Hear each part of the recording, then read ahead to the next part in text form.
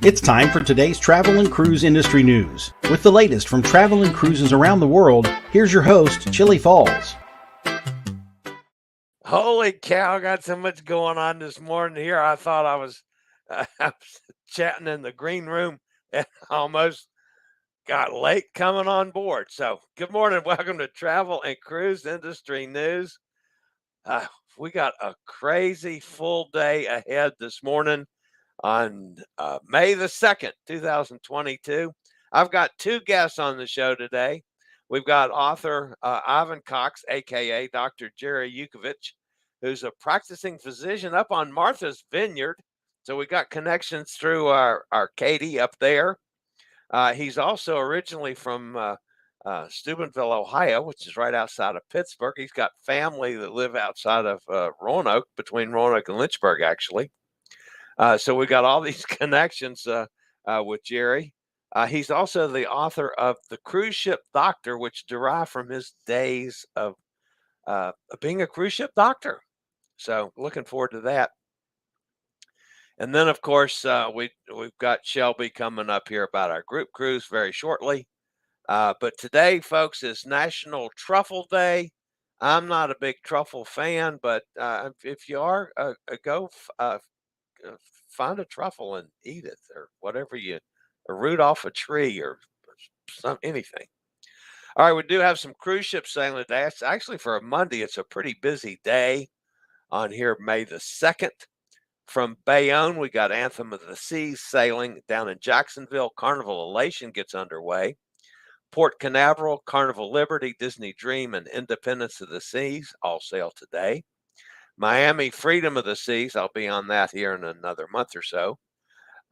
Again, my second time around with Freedom of the Seas. Carnival Conquest sail from Miami. Over in Tampa, we got the Carnival Paradise getting underway. I'll be on that later in the year. New Orleans, we've got the Carnival Valor sailing. Out in San Diego, the Roald Amundsen sails. From Los Angeles, Long Beach, Carnival Radiance. San Pedro, the Navigator of the Seas. San Francisco, the Carnival Miracle.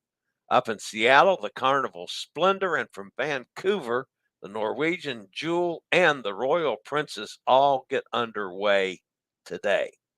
There's not a whole lot of news today, folks. It's more of a little bit of a rehash this weekend. However, we do have some breaking news that just came out from Holland America, which I'll talk about briefly. Then we've got the changes to the White Pass Railroad excursions. Costa's kind of got some news with the Venezia and Favolosa. Discovery Princess was officially named. Toronto got to see its first cruise ship in 2 years this weekend. And the MSC Poesia gets underway. That's all coming up this morning on the show. But getting to the important things for today. First and foremost, she's been on the show on numerous occasions. Our buddy Shelby Frenette. Shelby, welcome back to Travel and Cruise Industry News and a Chillie Chat. What's happening? Chillie Chat. Hi, Chillie Falls. I'm good. I was just discussing in the green room. I didn't know you were going to Alaska for the first time. That's exciting. Yes. Super exciting. And take off on Wednesday. Okay. I don't take off. I'm going to get on a train on Wednesday, and I'm going to become Boxcar Willie. Only we're going to change the song to Passenger Car Chillie is the new song that we'll be talking about. New song, new lyrics, same show. Yep. Well, I was, you know, when you told me you were going to Alaska, all of a sudden, like, a lot of memories flooded in my mind. And I did 2 contracts in Alaska. So about a year, not together, 6 months and 6 months. And it is one of the most awe-inspiring experiences for most cruisers that love cruising, especially who've kind of gotten hooked on the Caribbean, because it is so different. And I hope you're going to be able to sail the Inside Passage, but not knowing what you're going to do, I would say there's a few things that I would say are really important tips. If you get to Skagway, I spent my 30th birthday there. They have the Red Onion Saloon. and it's an old brothel, and they'll give you a tour, and it's like the most interesting thing. For example, they had little dolls that looked like the girls upstairs at the bar, and then they would lay down the doll when she was busy. And in every room, they didn't even have this is where the gold mining was happening, right? So all these miners would have all this money, and then they would just go to the Red Onion Saloon. Now, obviously, it's just a bar now, but they kept it intact. And so, I mean, I can't sample the wares. No, sorry, man. You can't sample the Scarlet Letter. I mean, they had like a lot of STDs back then too. It was really kind of crazy. But things that I found interesting were there was no electricity really. It wasn't like a normal thing to have electricity, but the girls had it upstairs. They had one light bulb that they used for their curling iron. They would like unscrew it to curl their hair to make it look all pretty. I was like, that's us girls for you. We're like, there's no electricity. We're selling our souls, our bodies, but we have to have curled hair. So I thought that was interesting. Another thing that was interesting is there was pipes that in every room, there is a place almost like it's like a small little circle about this big, and you lift a tab and they would put the coins down there. So the money that the girls got had to be delivered to the bartender. And if it wasn't, the bouncer would go grab the guy, and like I think it was 15 minutes they had, and when your 15 minutes was up, the guy would pull you back from the scruff of the neck, and it's just really fascinating stuff that was like just 100 years ago. So I highly recommend the Red Onion Saloon tour in Skagway if you get there, and then of course the glacier in you must have done some research already. There's a big glacier, the Mendenhall Glacier. Yes. Have you heard about that one? Oh, yes. Yeah. Yes. You can get that one just right off the ship. They have like well, at least they did. I mean, I haven't been there in like a decade, but I don't know how much Alaska has changed. Yeah. The Mendenhall Glacier is very cool. All right. What are you looking forward to? The most thing I'm looking forward to is getting there and not having to get on an airplane. Oh, okay. I'm excited about that. I've struggled with airplanes since I've gone back. Okay, and what's the struggle? Not comfortable. I'm a big fat guy, Shelby. And I don't fit well on a damn airplane, especially on three-way seats. I'm a little petite thing, and I don't fit well on an airplane. Yeah. I mean, I'm like 5'1.5", and I'm like 100 and blah blah blah pounds soaking wet, and like. I'm like, it's insane. I'm like this. I mean, I'm not even a normal sized person. Like, I'm like a little person. And I'm like, my 13-year-old son is bigger than me. And I'm like, they're making planes so small that, you can't help but be on top of people. And so, I wouldn't put yourself down. I'm irregular sized and I don't fit. Yeah. Well, I'm most excited. Actually, I'm excited to go to Alaska, but the other thing, I've been to 47 states. I missed Oregon, Washington, Alaska, and the route of the train going out, I actually go out to Sacramento and turn north. Wow. I'm going to get all 3 of my states. So fabulous. I will come home having been in all 50 of our states. That's exciting. All right. Let's get on to some group cruise news. And folks, I am going to host this sucker. It's a hosted chili cruise. It's a collaborative effort with Cruises for Solos and Chillies Cruises and Shelby's TravelFun.Biz. Tell us about it. Okay. So, I think the most exciting part is that you'll be hosting this cruise. He's going to be in Miami area. So NCL Encore was one of Pete's favorites. And so we got some group space on this cruise. And we are going out December 4th. And it's out of Miami, and it's a great itinerary. It goes to Great Stirrup Cay, Dominican Republic. And you can hit the best of Tortola beaches. If you haven't been to Tortola, I highly recommend it. From Tortola, you can get to Virgin Gorda, which is the baths. I highly recommend you Google that if you haven't. It's probably one of the most magical places in the Caribbean that I've ever been to.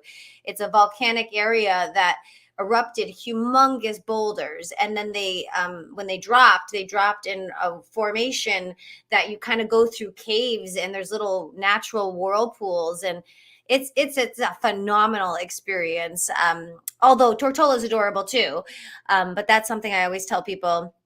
And of course, DR is very untainted paradise because of the fact that it's in that area of the world where it's really just tourism. So they really do an amazing job there, which I love. And of course, the Bahamas, which is always a great time. And the NCL Encore is an incredible ship. So this is December 4th to the 11th out of Miami. It's for double occupancy. I even think it's lower than this price. Our contracted price is a little lower, but about $1,000 a person if you're going to do double occupancy. And if you want your own room, they have solo cabins. There's almost 80 or 100 solo cabins, and they're going for about 17. And we'll see how. And there's some perks. We have perks that go with that. So whether you decide to get the beverage package or the food package or the gratuities and Wi-Fi, you have perks involved as well. So very exciting to put this together, this collaborative effort, and extraordinarily excited that it's hosted by Mr. Chillie Falls, and we're excited to promote with you guys. And booking should be easy. We have the book now links, and we have the referral area right away. So you just write how you got referred, whether it's from Cruises for Solos or if it's from Chillie or myself, just write it down so we can kind of track all that. And everything's pretty automated, and we don't, we make sure that we contact you before we charge your card, just to make double sure, because prices do change, with the cruising industry. So, there's no worries. We've been doing this for a long time now, and we're excited to do it with you. So, all right. How many people do you hope that we will have on this group? 4,000. That would be awesome. I have to know every damn name. You do. That is true. No, I mean, this is our first time together, so we'll work whatever it is. We're excited. I always hope whenever we have a group of singles or solo travelers, I'm always hopeful that there's 30 to 50 at least, because I feel like that's a good number of enough different types of people to get to know and get interested and have that kind of that newness and that group feeling where you always kind of have someone that you haven't met yet, but you get to know everybody. And then as far as my bigger cruises, we have sailed with hundreds and hundreds of solo sailors. I would say once it gets over 200, it starts to actually become more of you have to start separating. The people have to start separating. You can't get to know 200 people that easily, so what I always find funny is within the 20 to 50 range, everybody becomes really good friends, because you can get to know everybody on a cruise that's about 20 to 50 people, but over a couple hundred, everybody ends up having to sort of make friends in their own little groups. And what I find interesting about that is in the smaller ones between 20 and 50, you tend to be more open to being friends with people you normally wouldn't be, just because we all kind of gravitate to our own selves, like people like ourselves, and when you have a smaller group, you tend to have the time and intrigue to get to know people you wouldn't know, and you learn something so new, and you have that new experience that I really feel like most solo travelers crave, that oh, that was cool. I didn't expect to have that conversation with her or that interaction with him.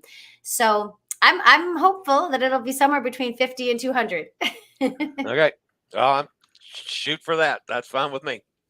I'm looking really forward to it, guys. It's I'll be doing back-to-backs. That I'll do the Encore, and then I'm doing the Meraviglia. No, not the Seascape inaugural right after we do this. So that's going to be a big couple weeks for me down in Miami. So I'm really looking forward to that. And Shelby, I'm looking forward to working with you too. So yeah, I look forward to seeing you too. It's really so sweet that we've been together so often, but we haven't met in real life yet.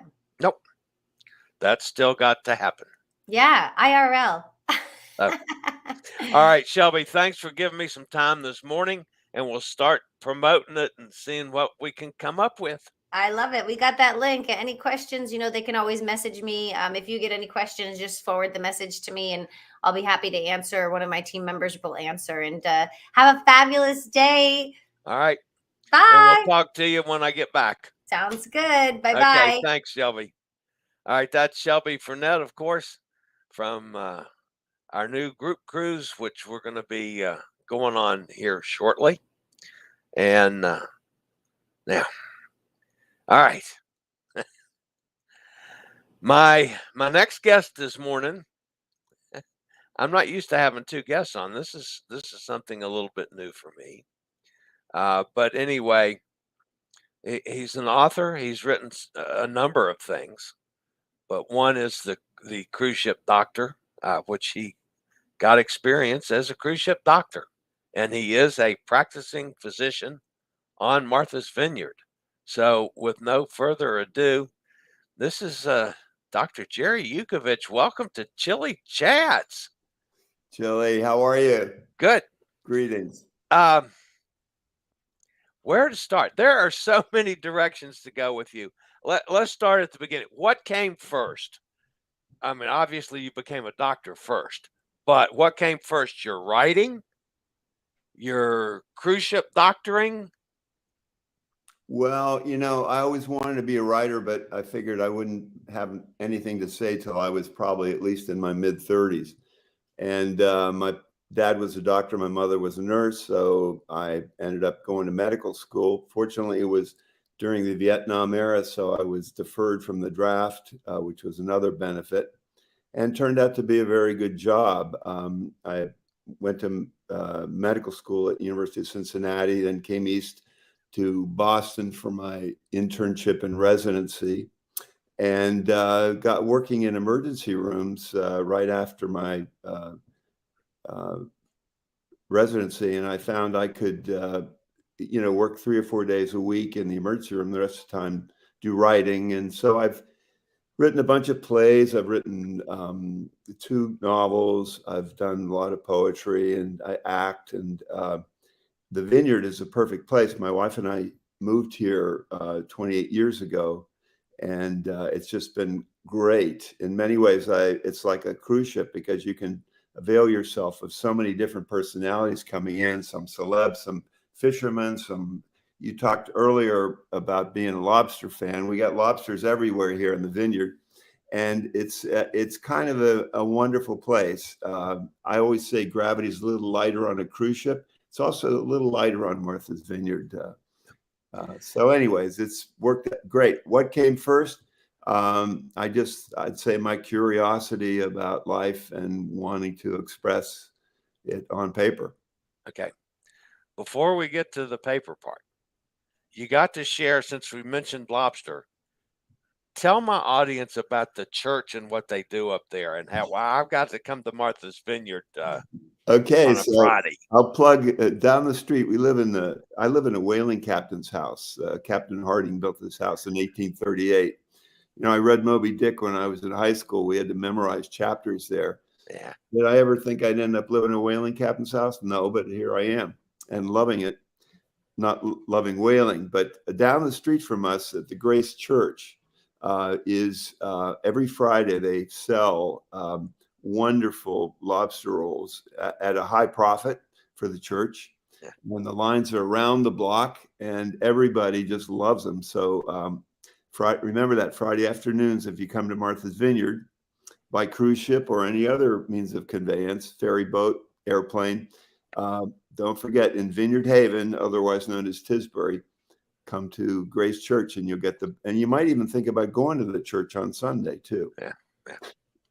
All right. Tell us about cruise ship doctor. Let's go first with your experience. How did you end up as a cruise ship doctor?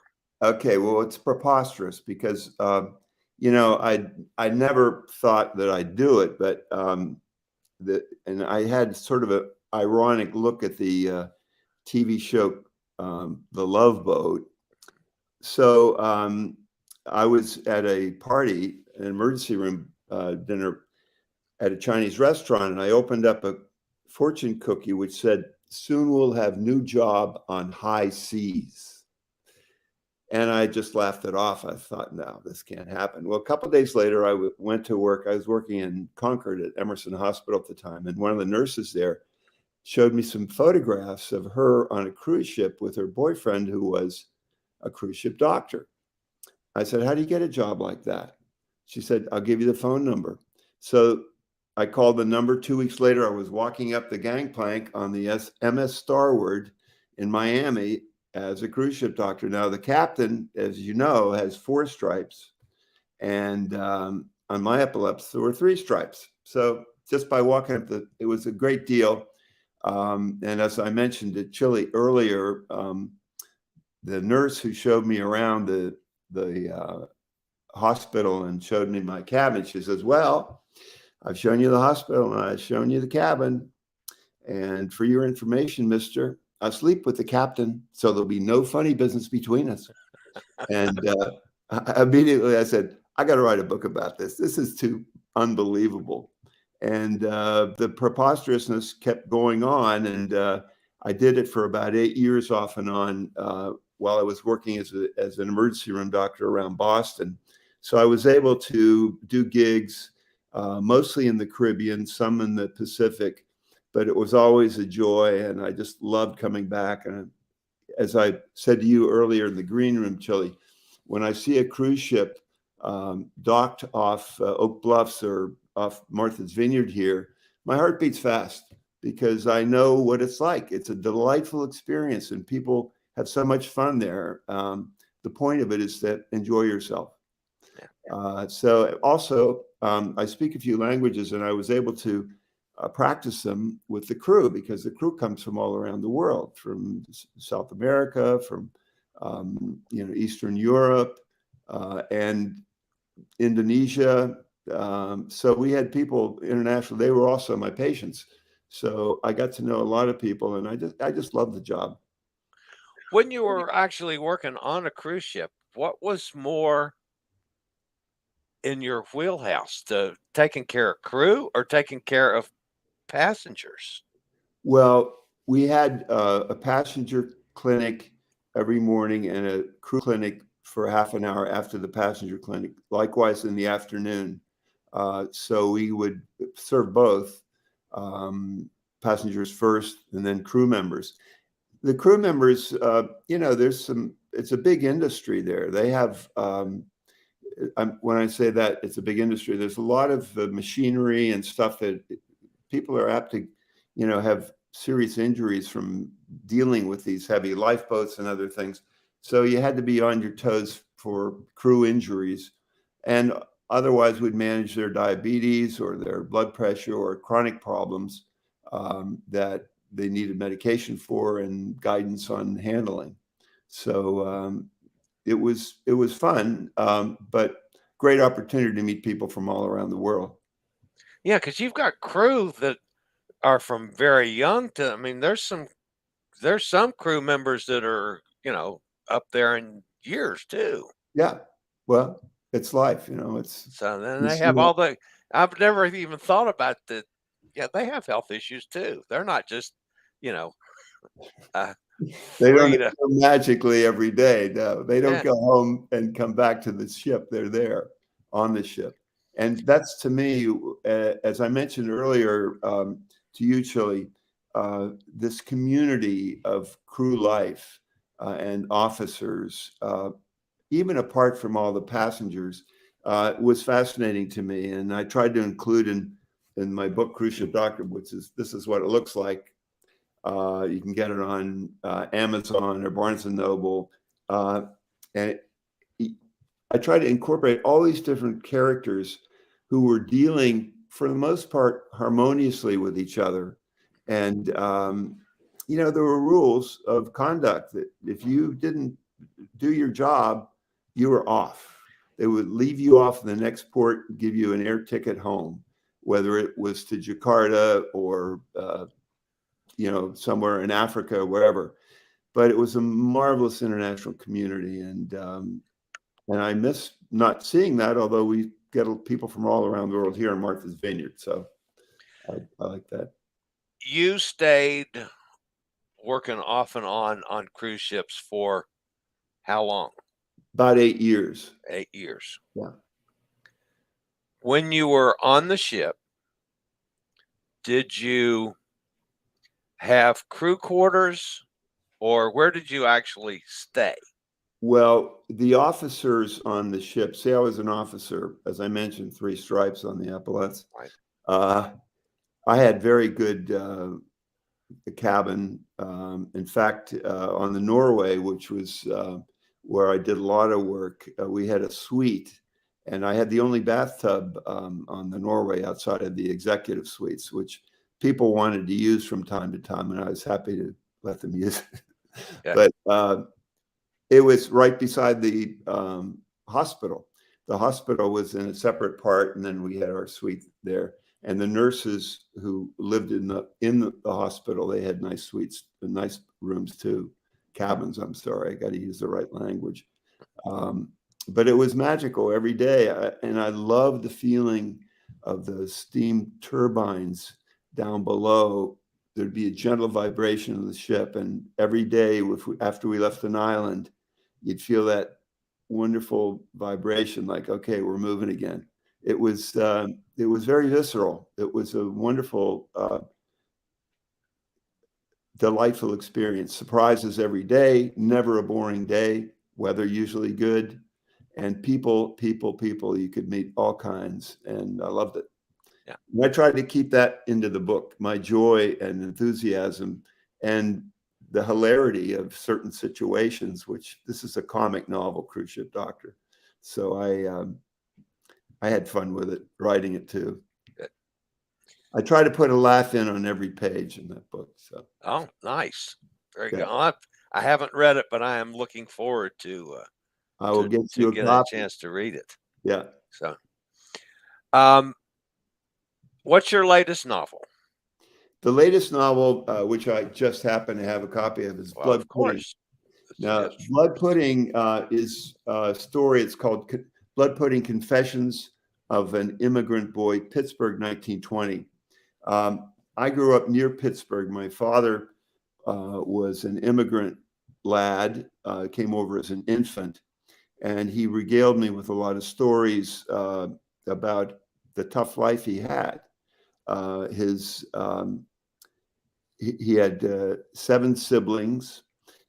His mother tried to abort herself with a slippery elm twig when he was 8 years old, and she died of a septic abortion. And this was a powerful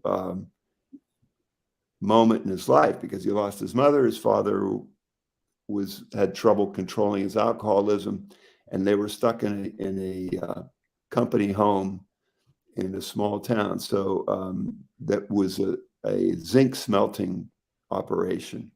So the air was pretty polluted. There was a lot of strip mining around there. And the grim life that he lived as a child, somehow he escaped. And at the end of the story, it explains how he was able to escape at the age of 14, move into Pittsburgh, work his way through high school, college, medical school. And then he came to Steubenville and raised 3 kids and mainstreamed all of us into Ivy League schools. And he died an illegal immigrant, if you can believe it. He never was naturalized. And I don't think it's that uncommon a story, the plight of the immigrants. And today, of course, a couple issues that this book deals with, obviously, abortion rights, obviously, immigrant situations, a lot of stuff that is topical, even though it happened 100 years ago.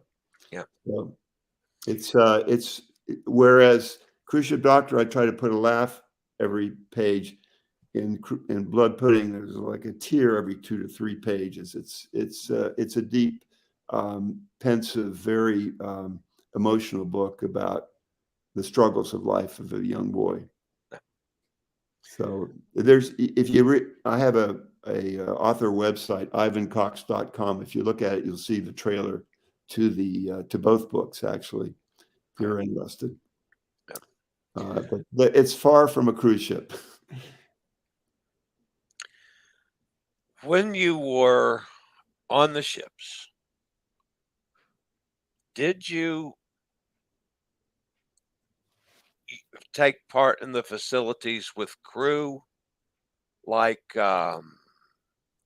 the dining area or the workout room. In those days, was it still not done for crew members, even officer levels, to interact with guests? There were rules that you were not supposed to visit passengers in their cabins. Otherwise, socializing was fine. I love the rules. My first order from my captain was, effective immediately, all officers after 7 p.m. will wear white leather shoes with soles suitable for dancing. So as I mentioned in the book, the officers were pretty much encouraged to entertain the guests. Right. How should I put it politely? And so there were a lot of officers who would be in the disco every night.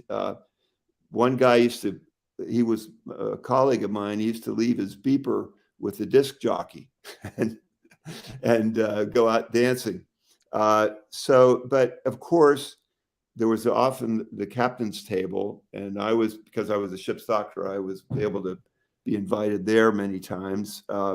So socializing with the passengers was kind of expected. I'm not sure how it is today. As I was telling you earlier, one of my first patients, her name was May Axton, and she was a sweet woman from Tennessee. And she said, I write songs. I wrote Jeremiah Was a Bullfrog. I wrote Heartbreak Hotel, and here's a little frog pin for you. And she was like the ambassador of Jeremiah. And she was something. I mean, you never knew who was going to stumble into your clinic. She said, my son Hoyt was very jealous because I was writing all these songs for Elvis, and well, I wrote him a few songs too, and he got famous. Yeah. So stories like that, it was just preposterous, as I say, the experience, exhilarating, and I think in many ways ennobling, honestly, because we are all together as humans, and the ships are a microcosm of the world. So I'm grateful to. I only work for Norwegian Cruise Lines, but I think all the lines do offer a lot of ways that you have to live graciously with each other. How many different ships were you on? I think I was on seven different ships. The Norway was my favorite because it was the biggest, had the most power, and biggest crew, most passengers. Yeah. More celebrity names would come on, and it was just powerful. The shows that they would put on, Broadway shows, Barnum or 42nd Street, or some of these great shows. And of course, I had to take care of the people who are entertainers too. Yeah. The top dancers might have a sprained ankle, or one of the comedians would be there with some medical problems. So I got to know a lot of people. In fact, now that I live on the Vineyard, a few years ago, I got a call from a friend of mine who was a stand-up comedian that I'd met on the ship, and she said, "I'm in Oak Bluffs. Let's have lunch together." I said, "How'd you get there?" She said, "By a cruise ship. I'm performing on the cruise ship." So Susie Laux, who was a dear friend and wonderful comedian. So anyways, it hasn't left me entirely. But as I said earlier, when I see those cruise ships off the shore, my heart beats fast. I know what's going on there. It's a wonderful world. Love it. All right. Just out of curiosity, does your wife like to cruise also? She cruised a couple times with me. I would say, cruising is best done by single people. The Norwegian officers would often say, "Well, my wife understands that I'm married to the sea," and that it's tough. Those guys, the male officers, I think they're probably more female officers now as well. But the male officers would spend 4 months at sea, and then they'd be off for 2 months. And that made for a challenge if you're trying to maintain a family. But my wife loves to cruise. She's been on ships, and we've done cruises together with our daughter as well. So Okay. That's awesome. it's All right. Well, I so appreciate you coming on the show today. I saw that article in the New York Times about you, and I thought, I want to meet this man. So it's great to meet you. And also, anybody interested in some good fiction, comic or pathos filled, just check out my website, ivancox.com, and it'll give you all the information you need. That's wonderful. If you have questions, you can also, my website has an address. You can get questions to me. And if you come to Martha's Vineyard, look me up, and don't forget to check out the Grace Church lobster rolls. I'm definitely going to do that. And Katie, our friend Katie Kendrick, will be up there again this summer. She spends every summer on the Vineyard. So cool. Anyway, yes, she just popped in. She says, "Wow, he's on Martha's Vineyard. I will be there soon." Oh, she's going to be up there. Yeah, that's right. We're getting up to that time of year. It is. So, we're starting to get some traffic here. So, all right. Well, Gerry, thank you so much for being with us today. I thank you, Chillie. So appreciate it. Have a great train trip. Have a great voyage to Alaska. And looking forward to it. Take an extra scarf or something just in case it gets chilly. Yeah, I've got to deal with coats and everything, which don't get too chilly. I'll do it. Okay. All right. Thanks, Gerry. Bye. Have a terrific day. Bye. All right. That was Gerry Yukevich. What a great interview. That was wonderful. Been a busy morning. All right. I'll be back with a little bit of news, folks. Not a whole lot, but a little. Right after a word from one of our network sponsors.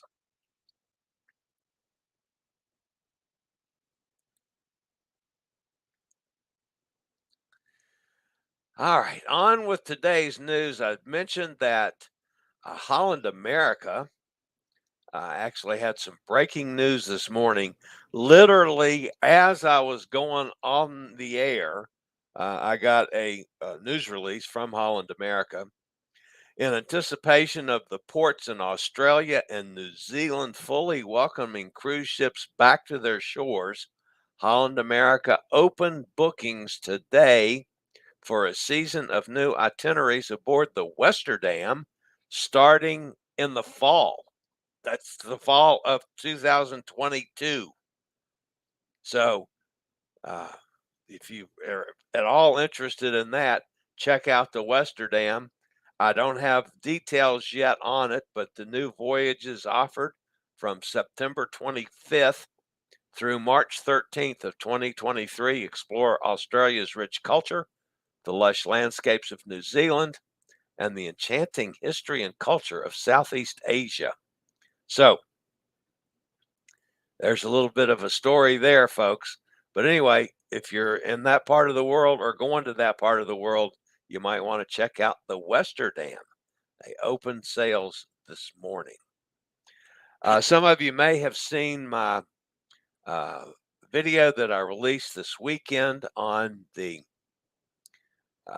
White Pass Yukon Route Railroad that comes from or runs from Skagway in Alaska, one of the most popular excursions anywhere in Alaska. And they've had to change the program for this year. Normally, the train climbs from sea level to roughly 2,800 feet through some of the most breathtaking scenery in the world. During the climb, the railway crosses into Yukon, which of course is in Canada, does a loop, returns back down the same track. So if you're sitting looking, going up the White Pass summit, you're looking out the right side of the train. You do the loop around so that we're coming down the right side of the train is looking in the opposite direction. So you see both sides of the scenery. However, there are issues with the whole Canadian border and Arrive Can app. Everybody that goes to Canada this year has to participate in the Arrive Can app, which you have to get a QR code for your phone, or you have to get actual pass from them. And due to the restrictions on the Canadian border, the tour is being changed. And it's important to note that the tour is not closed. You can still do the railway, but it's not going to go into the Yukon Territory, as its name is always implied and it's always done. So I'm assuming, and I don't have the exact point that it's done, but they're going to have a smaller little loop that stays completely in Alaska. So there's not the necessity to re-register for the Arrive Cam app business. And then there's some political fallout from this too. The Canadian people are saying that the white pass folks, that they tried to change for them to make it so that they could continue on without big delays. They're saying no, there's too much delay going to be involved, and we're just not doing it. So anyway, they've changed the program. Now, keep in mind, it is a fluid situation. It's like anything else with the pandemic, folks. We may or may not go the whole season under this rule. So it could still change. We'll just have to wait and see. But as it is now, there's not going to be the loop into the Yukon. They're going to turn it around and come back down the mountain from the pass back without going into the Yukon. The other story that I talked a little bit about this weekend is the Costa Venezia, which has got unique cruises to Turkey and Greece. They made their debut from Istanbul. They actually sailed yesterday. These unique cruises are a collaboration between Costa, Turkish Airlines, the Turkish National Tourist Boards, and Galata Port Istanbul. Packages include flight and cruise combos from all over Europe, with Turkish Airlines. They get you to Istanbul and you get on the Costa Venezia. Basically, there's going to be 2 itineraries that are week-long itineraries in Turkey and in Greece, or you can combine the 2 into they call it a 15-day. It's actually a 14-day super tour, which has 8 port of calls that are 10 hours or longer. Then in the winter of 2022 and 23, the Venezia will also be offering a 3rd cruise itinerary, which includes Turkey, Egypt, Israel, and Cyprus. So from the spring of in 2023, it'll go back to the 2 Turkey and Greece itineraries. But anyway, this is opening up a whole different part of the world to a lot of us that have never had the chance to travel there. So I'm thinking that Costa is going to score with this. Also from Costa, the Favolosa won't be sailing in Northern Europe this summer, as the brand has canceled that season. The ship, which was supposed to home port in St. Petersburg, will offer programs from Kiel. The Costa Favolosa will relaunch service in early October in the Western Mediterranean. And this weekend also, of course, the Discovery Princess was officially named. They had those ceremonies at the port of Los Angeles. Godparents for the newest Medallion class cruise ship were from other Discovery Channel's programs and stars: Randy Finoli, Chef Alex Garnaschelli, Adam Savage, and Paige Turner served as co-godparents for Discovery Princess. After 2 years of suspension and cruise bans, the first cruise ship arrived back in Toronto this weekend, and that was the Viking Octantis, a luxury exhibition cruise ship sailing for Viking Cruises. She's the first of 40 cruise ships to sail the Great Lakes this summer. And MSC Poesia welcomed guests back from Civitavecchia. He kicked off the summer season in Northern Europe with a 14-night cruise repositioning that visits 12 different ports in Italy, France, Spain, Portugal, England, Sweden, Denmark, and Germany. So that's it for the morning's news. Like I say, there wasn't a whole lot of news today. It was mostly a rehash from this weekend. But let's jump over in the chat room and see who's with us today. Hot Air Tom is here. Hi, Hot Air. Sonny's with us down in Mississippi. Hi, Sonny. Nikki's here. Says good morning to Chillie and gang. Cindy's with us. Cindy's back home. Cindy, enjoyed your photographs. I've used quite a few of them over the last couple shows. I didn't have time today to finalize your cruise at the end of your cruise on the breakaway. Probably maybe have time to do that tomorrow. Carol's with us. Hi, Carol. Of course, Katie was here. Emily's with us. Happy May, Emily says. Cindy says, work meeting, gotta go. Have a great day, y'all. Yeah, that's right. Cindy's got off a ship yesterday and she's back working today. Sorry about that, Cindy. Katie says, oh, wow, he's Martha's Vineyard. Emily says, great show. Thank you, Em.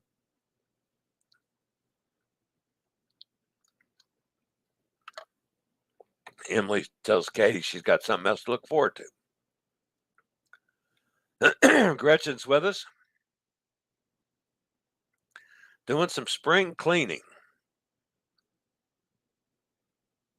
Says, too bad I'm going to Hawaii in December, on December 3rd. Perhaps I'd go on a group cruise with y'all. Yeah. Of course, Emily says, if you go, send great pics, of course. And Gretchen says, plus I just missed Tom.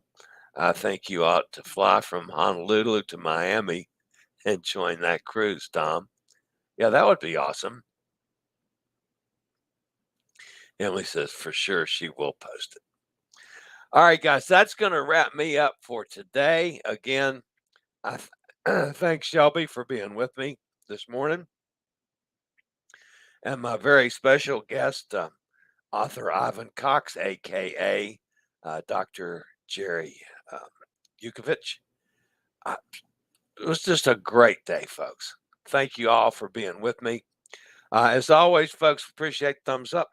And if you're new to the channel, consider subscribing and hitting the bell notification so you'll know when I go live or when a new video is up, which happens a lot anymore. So I'll see everybody same time, same channel tomorrow as I get ready to go on the train. You guys have a terrific day. See everybody at 11 a.m. Eastern Daylight Time on Tuesday. Have a great day. I regularly post videos on all facets of the travel and cruise industry. So if you like to keep up with the latest in cruise ships, ports of call, cruises themselves, chilly chats, and travel and cruise industry news, just hit the little subscribe button in the lower right-hand corner, hit the bell notification so you'll be notified when a new video is up or we go live.